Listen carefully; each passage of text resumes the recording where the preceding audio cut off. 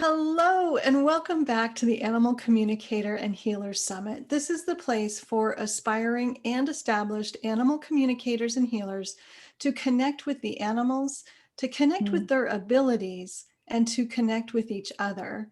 I'm your host, Dr. Kara Gubbins, founder of the Animal Wisdom Circle and creator of How to Talk to Your Pet, the proven 4-step system that teaches anyone and everyone how to communicate intuitively with Mm. their pet or with any animal. And today it's my great honor to be sharing Linda Tellington Jones with you all the way from Hawaii. And we're going to be talking about her life's work, which is Tellington Tea Touch. And we're going to be talking about it with animals because it's good for animals and people. So let me introduce Linda and then we will say hello to her. Over 40 years ago, Linda Tellington Jones developed a unique and complete system of understanding, handling, and influencing our animals and ourselves. Whether working with horses, dogs, other animals, or people, the Tellington Tea Touch method shifts and expands the way that you go through the world. Linda has gone on to create workshops around the world and online. She's written 23 books, produced educational DVDs, and even created a virtual learning channel. The Tellington method is currently being used by animal owners, trainers, breeders, veterinarians, zoo personnel, and shelter workers on 4 continents. There are over 1,600 certified Tellington practitioners teaching the Tellington method in 36 countries to help you guide your dog, your cat, or your other pet and help them the best you can. And you can find Linda online at www.teatouch.com. Wow, welcome, Linda. Thank you. It's really a pleasure to be here with you and share this concept of communicating with our animals. And I want to start maybe a little differently than usual about how this work came about. I mean, first of all, I've been with animals since the first picture of me is me at 11 months old with a baby bear that my grandfather had rescued in Yellowknife. The mother had been shot, and I'm standing there with my fingers behind the ear of this bear. Like it was the forerunner of what we do in the ear to touches I bears. know, like that's like the first thing, right? That's Yeah, interesting. amazing. I know it's fun. I mean, it was intuitive. So I just wanted to give you a sense. What the T-Touch does is give a person a way of connecting with their animal. And that is by, actually, I have to say, first of all, with the T-Touch, when we talk about the Tellington method, it's the body work that we do. It's the ground exercises that we call a playground for higher learning. And it's, all the special learning equipment that we have developed with dogs, horses, all animals. But this, this idea of communication in this way actually came about in an interesting way. For my 30th birthday, I saw an advertisement in the San Francisco Chronicle that said for $5, you could order an astrological chart done by the first computer analysis done in Stanford University basement somewhere. So I ordered it. And it made the statement that in my lifetime, I would develop a form of communication that would spread around the world. And in order to do so, I would have to learn to trust my intuition. And so all these years, it's so interesting. I started off with doing massage on horses, brought from my grandfather to our thoroughbred farm in 1960. And for 15 years, we did that. And the fact is that with this form of massage, you could help an animal, a horse, recover faster after hard work, but it never con, never considered that you could deepen your connection or affect your personality. And in 1975, I had the great fortune to join a 4-year class at the Humanistic Psychology Institute with Dr. Moshe Feldenkrais. And in the second day of his course, he made the statement that a human can learn in one experience using these gentle, non-habitual movements that activate new neural pathways to the brain that give us more potential for learning. And when he made that statement, I was like lying on the floor doing an awareness through movement with 62 other students. And I have felt my ears prick up, and I thought, wait a minute, if that's true for a human, it has to be true for a horse. And I mean, I had been working and training horses at that point for 30 years, always gently, but classically. And I thought, what can I do with a horse that would help them to understand more quickly what we're asking and help them to learn how to learn? And so that's a whole other story. I mean, I went out that day, worked with a mare, 16 years old, never been ridden. She was a brood mare, had to chase her to catch her up like every day. Not logical because she was coming in to be fed, but that's the way it was. And then I just started exploring ways of moving her body gently, which is different from the massage that we've been doing. And at the end of it, maybe a 30-minute exploration, she acted like she was hypnotized. That's what people thought. And you don't think anything about it. I went away that day not thinking, well, what happened? You don't know. And the next morning, the owner called me and said, I don't know what happened, but when I went to catch this mare later, she came to the gate for the first time. And when I put her in the stall, instead of diving for the hay, she just stood there like, do something with me. And what we found over the years, I mean, we've developed this work on the ground and the various touches and so forth. But what we found is that the connection and the communication is very deep. So I worked with this beautiful Feldenkrais at work for 8 years until 1983. And one of the things that has influenced this work, and I love the title of this that has to do with the wisdom, because in the second year of my training, one of the recommended books for us to read was a book that changed my life. And it was a book by Sir Charles Sherrington, who was a Nobel Prize recipient, and discovered the light in the cells, the photons.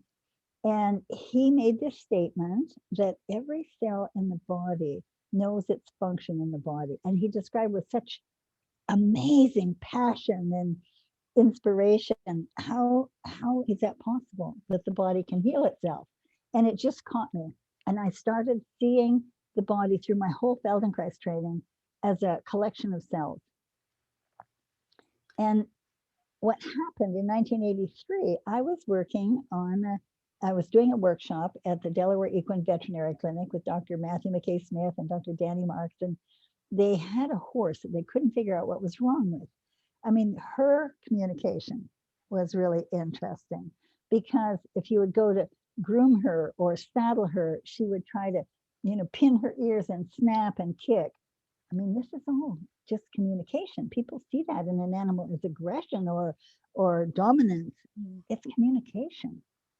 And so they couldn't figure it out. And in those days, perhaps you remember, in 1983, all you did with the horse was x-ray from the knees and hocks down.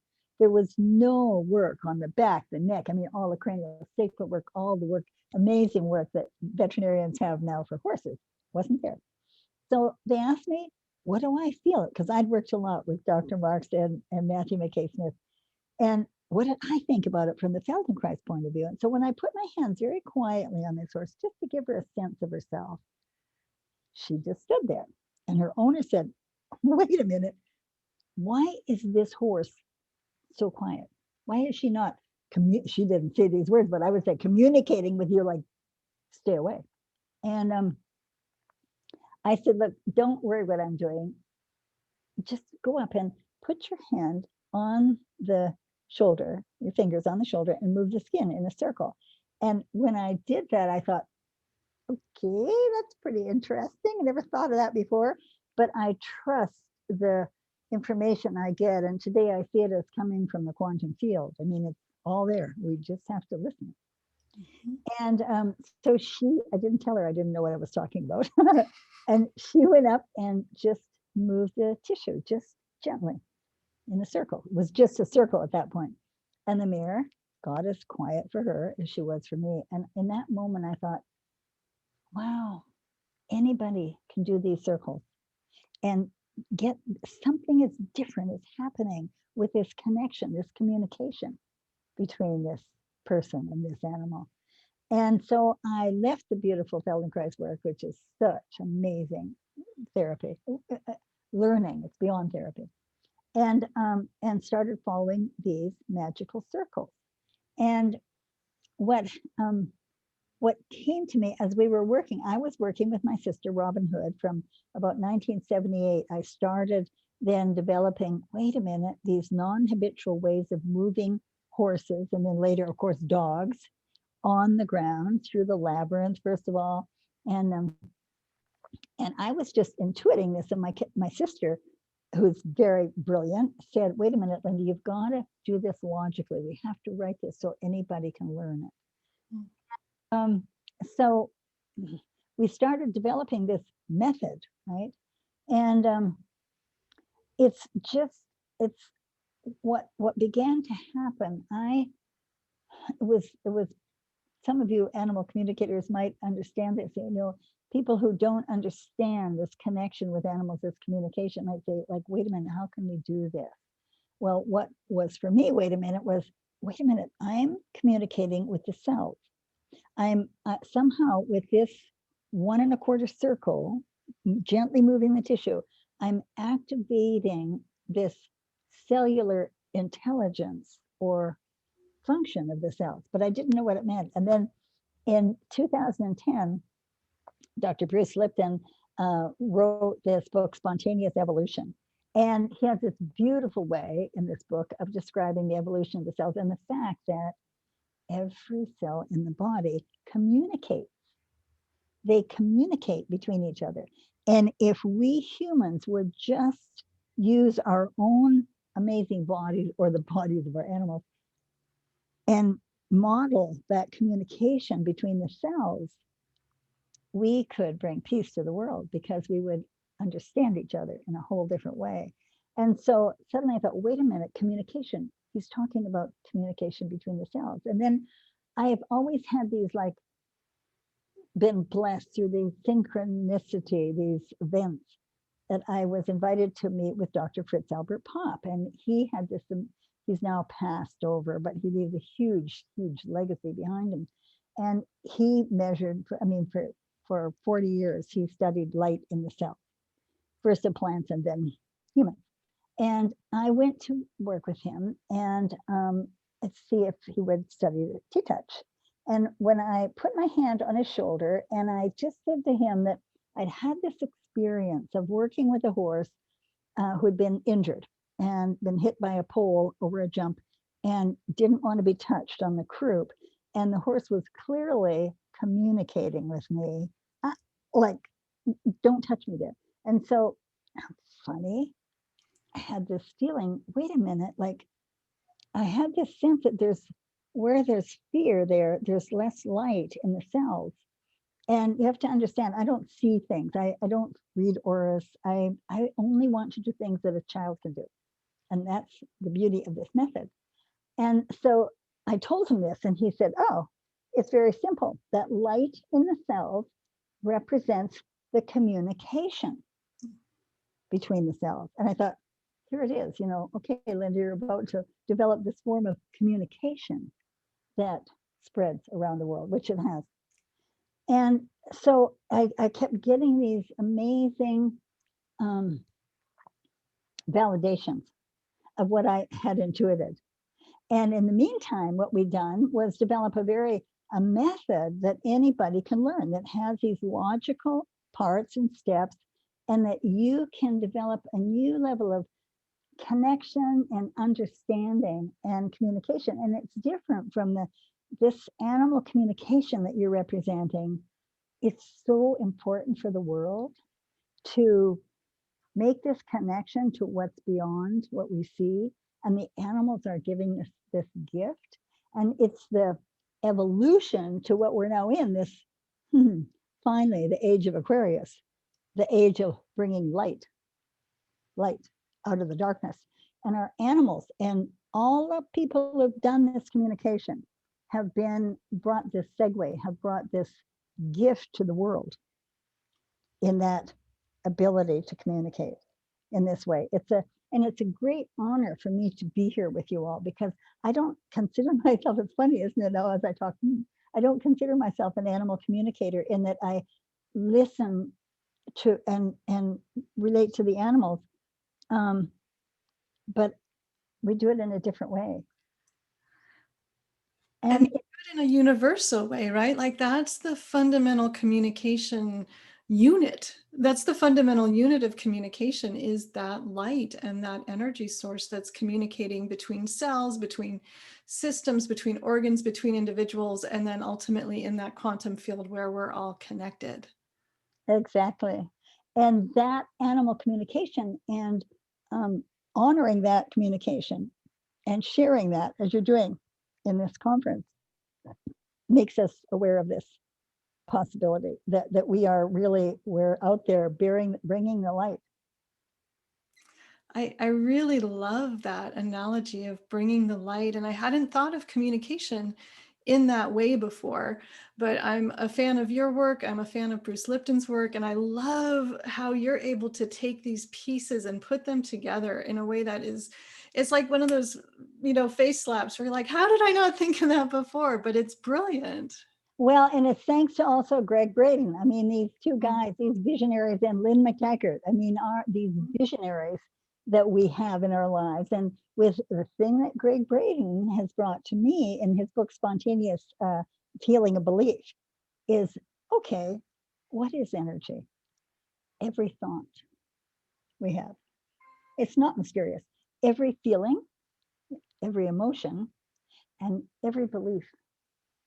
That's energy. And we are creating our universe. We are, and one of the philosophies that we have is, wait a minute, if you want to communicate with your animal, if you want to change the behavior or the performance or the well-being or your relationship, you have to start by changing your mind and see the being as you would like them to be, instead of our human thing of looking at the darkness, at looking at the negative.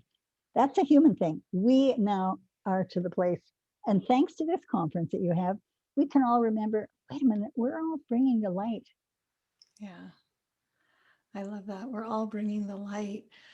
What an amazing story and an amazing journey. And I love the synergy of you with the intuition and really going with it, and your sister who's really anchoring it and giving it structure and making it accessible, because Yep. it's now like one of the most prolific, popular, we still have to call it alternative, right? Alternative healing modalities, but it's huge. It's just swept the whole globe. And what do you think is kind of the energy behind that? Do you think that it's because so many people and animals need it? Was it just its time? What's that piece of it to Well, you? I'll tell you, that piece is really interesting, and I must go back and get the name of the book. Like 30 years ago, I read this book, and I've got to find it.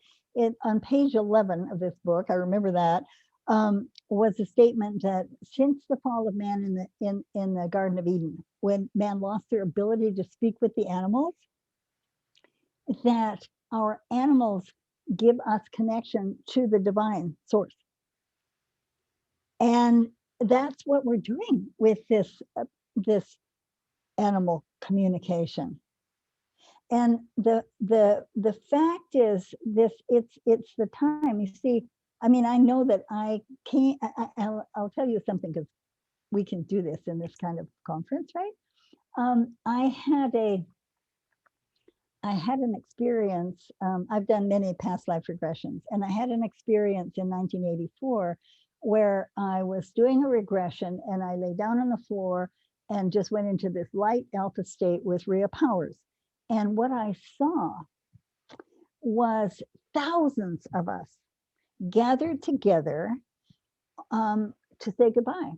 And I've never thought of this. I was never interested. I'm still not so interested, because I'm here on the earth, but I wasn't interested in Atlantis. But we were saying goodbye at the end of Atlantis. And we were saying, someday, when the time again on the planet is at the tipping point, we will find our way back together, and each person brings special gifts. And every person who communicates with an animal is bringing a gift. And my gift would be this type of very simple form of touch that anybody could do, but that would bring them to know in their own way, not one way, in their own way, their connection to all that is. Mm. And I know that that's what this simple circle is. And I had this other experience again, a communication. It's not an animal communication. I had a communication with a 600-year-old Moreton Bay fig tree in Coffs Harbour, Australia, at the invitation of Michael Rhodes, who had written the first book on talking with nature. Perhaps you read that book. I mean, it was a groundbreaking book. And he's now written 22. His latest book is Entering the Secret World of Nature. And anybody who's teaching animal communication or doing it, I really recommend that book to you by Michael Rhodes. And so he invited me to go out and talk to this tree. I'd never done this before, but I trust. And I took my journal and I'm walking out, and on the way, I get these words, come and sit by me, sit on me, anywhere in the sun. And I think, oh, well, it must be the tree. And this Moreton Bay tree has this roots that go out like 10 feet. It's still like 2 feet off the ground. So I went and sat down, and the tree told me that once upon a time, there were many like this tree. It lived long upon this earth and had acquired much wisdom. And then came man with this lack of understanding, and chaos broke out. And that is when there was so much negativity from these positive ions, which caused these negative thoughts, that's when the continent split. That planet was in chaos. And what the tree said, that in order to rebalance your planet, you must once again recognize the kingdoms of the plants, the animals, the minerals, and the nature spirits as one with you. Mm. That you recognize that God within, that divine source, is only the start. That we, the kingdoms are of nature, are recognized as one with you is key, not only to survival, but to heaven on earth. And the fact that you are bringing this together, this conference, this creates this energy, and we send it out around the planet. And we see our animals in different ways. We get to understand our animals in a completely different way. And all these labels that are put on, aggressive, all this stuff, all these are just labels that stick them, that freeze them in that frame of that behavior. And when we recognize their gifts that they bring us, the potential that we have to connect and communicate from the heart. I see it as heart to heart and cell to cell and soul to soul. And that is a gift that you are bringing by gathering all these people together. And it's a great honor for me to be a part of this. Oh, thank you, Linda. One of the things that you just said really strikes me, and there's this thread in everything that you've shared about the light and how it's in each cell and how the cells communicate, and that the way that you've described your journey in this process, it just is so crystal clear and easy to see how we can communicate with anybody and anything, and plants, trees, rocks, bodies of water, air, anything we want to communicate with is available to us. And I really love that perspective. Can we bring that back to Tellington T-Touch? And when somebody is in that communication process, that's what I'm going to call it now, that communication process, where your hands are on yourself or another person or an animal, what's going on? I'm glad you asked me. I'm glad you asked me. What I learned from a book called Judge Dee and the Blind Samurai, written about a blind samurai in the 14th century. This was a German book, but I read it in English. And this blind samurai could never be bested, could never be, from swords, because he emptied his head like a gourd.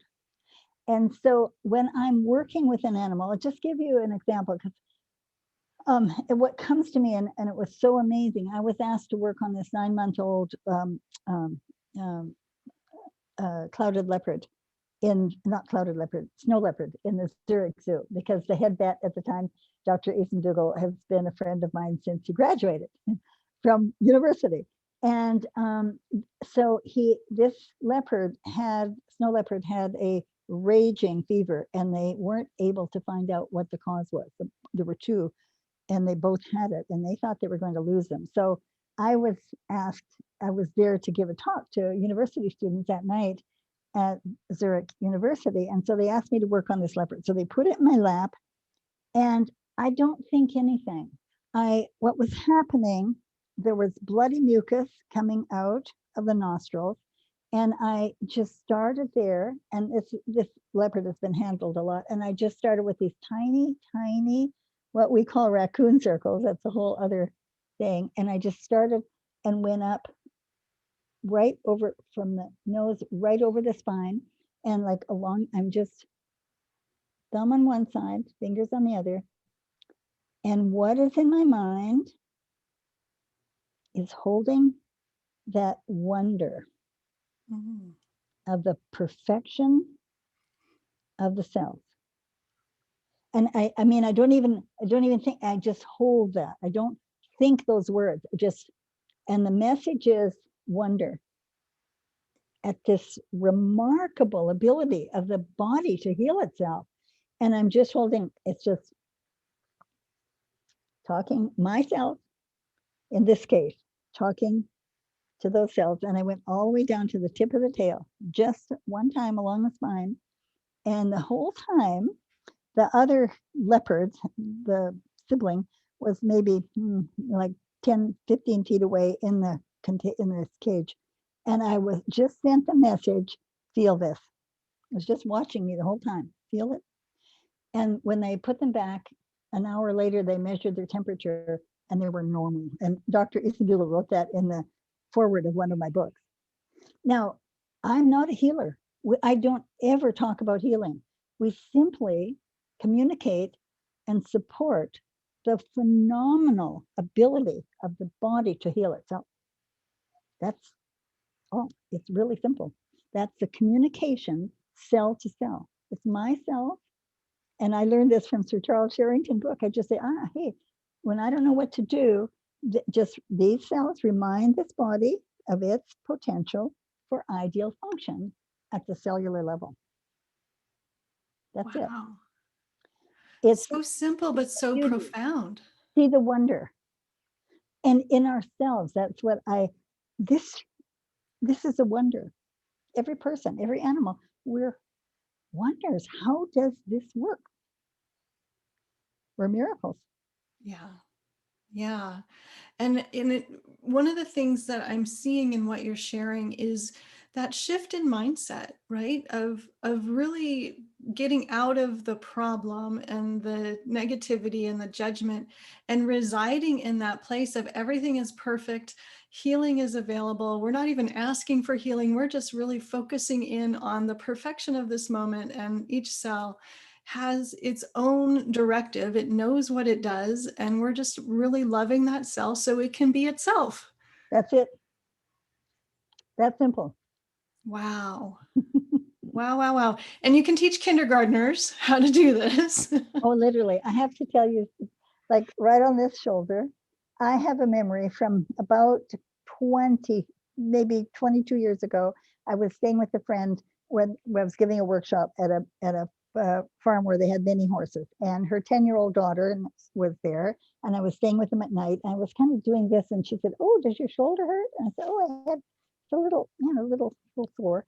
She said, "Can I do some tea touches?" And I remember her little paw print. She was doing little raccoon touches. That's the tiniest touches with the tips of the fingers. She did it for maybe 2 or 3 minutes, and the pain goes away. And I don't consider this healing. It's a message to the cells. And we literally have 5 or 6-year-olds who can do this, and have been taught in school. What a world if that would be part of our curriculum in every kindergarten around the world. That would change everything, wouldn't it? Yes. You fall down and heal yourself. Debbie Potts, one of our wonderful instructors, said, she remembers years when her kids were little.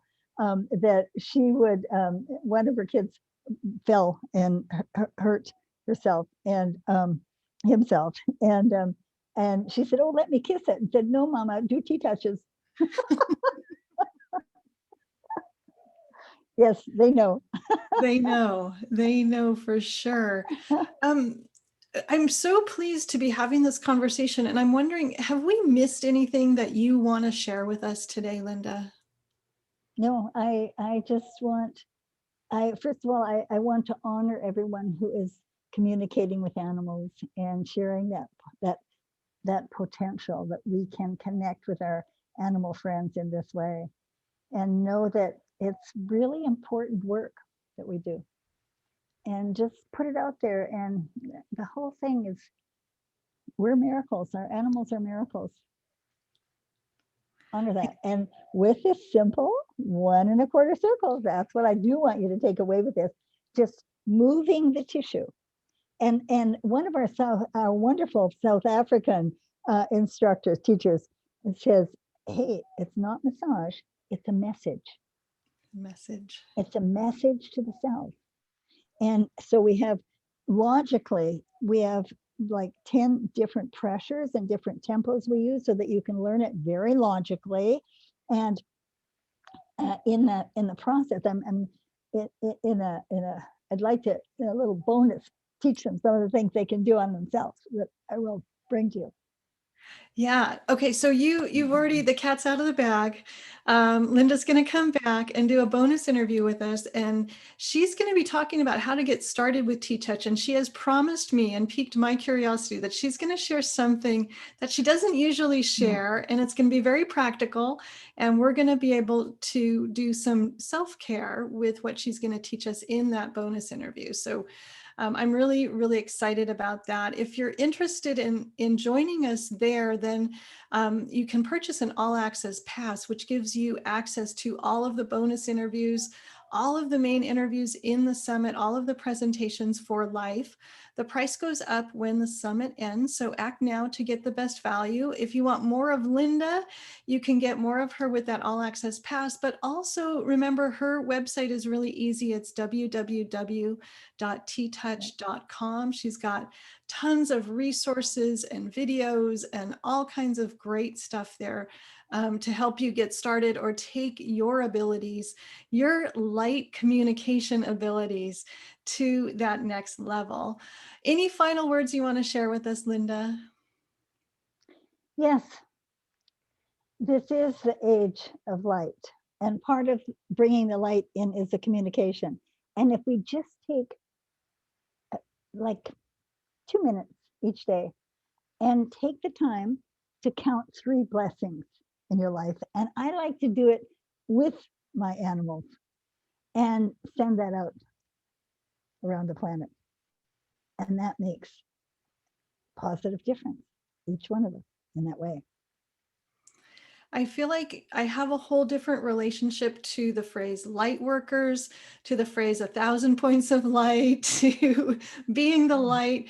Like I'm just going to see the word light differently now because of this conversation. So thank you for that. And what a great reminder and an inspiration. Just take 2 minutes each day to just, focus on the wonder, the beauty, the magic, the miracle that is life around us, and that we can choose the light. That's our choice. Linda Tellington Jones, thank you so much for being part of this summit. And thanks everybody for being here. We want to know what you got out of this. What ahas, what part of your brain just went exploded because you got your mind blown by everything that Linda shared. Come on over to the Animal Wisdom Insiders group and let us know. And one more time, Linda Tellington Jones, thank you so much for being the light on our planet and for being here with us today. I send love to you all. I just